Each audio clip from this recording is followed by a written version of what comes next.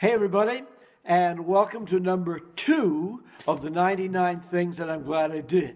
I guess I've got a ways to go on that, haven't I? Today's is actually a book review. I'm glad I read this book because this book literally changed my life.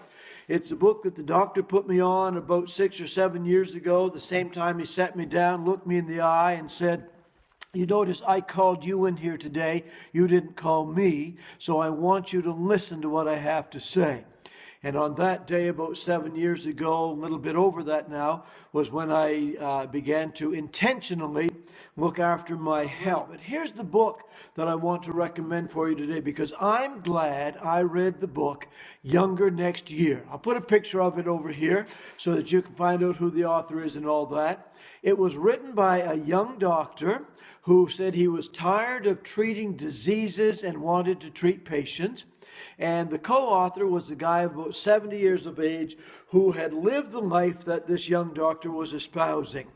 And 2 or 3 things that I got from this, but the one that literally changed my life, actually it's called Younger Next Year, and as the name would suggest, he talks about if you come into this stage of life. I was about 58 when I first read the book, 57 or 58.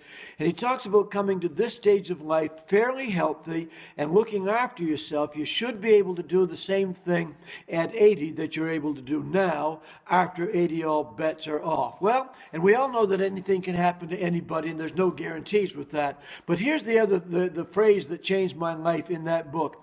He started to talk about the next third of your life. And I realized there's 1/3 of my life in preparation. There's 1/3 of my life that has been done in doing things. And now I'm entering that next 1/3 of my life. And my desire in this next 1/3 of my life is to make that as significant or even more significant than the first 2/3 of my life. It will be less public. But let's not get into that again today. Let me just say, I'm glad I read the book Younger Next Year.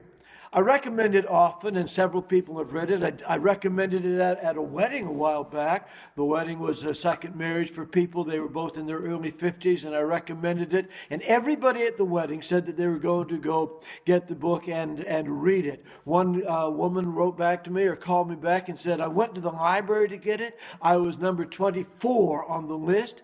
I went back 2 months later. I was still number 23 on the list." So she borrowed my copy. Younger Next Year. Don't make excuses. Don't stop doing things just because you're getting a little bit older. Recognize that this next third of your life, if you're my age, I want you to recognize that this is a very important and significant chapter in your life.